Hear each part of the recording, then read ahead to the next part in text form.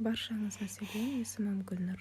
Бүгін сіздермен бірге үй жағдайында пеште кептірілген нанды жасаймыз.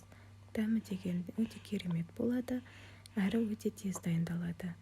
Үйде осылай нан көбейіп кетсе, дереу осылай жасап қоямын. Және бізде балалар да өте жақсы көреді осы нанды. Алдымен бірінші нанды аламын да бөліктерге бөліп, жақсылап түзуші етіп турап аламыз. Бұл нанды мен соломка етіп тураймын. Осылайша ұзынша етіп турап бірлеске орналастырам. Балалар жегенге де ыңғайлы. Дәл керешкенің орнына да жесе де болады. Үйде бәрі де жақсы көреді осылай кептірілген нанды. Балаларым да үйде жүріп жей береді.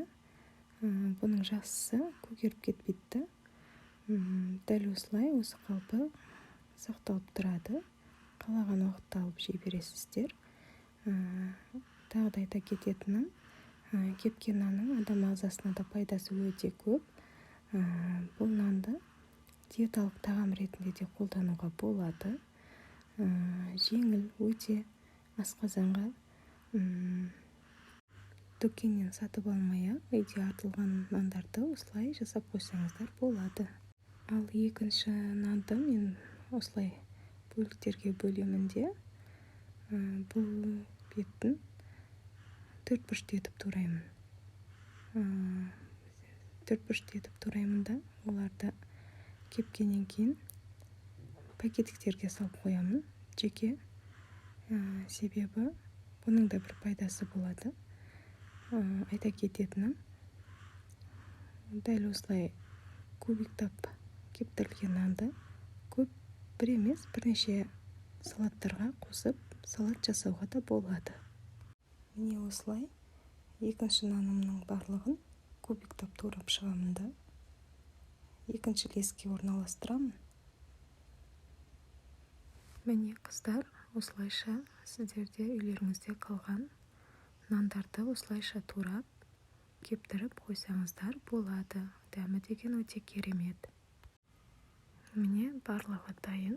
Осылай бәрін турап алдым. Менде 2 лист шықты.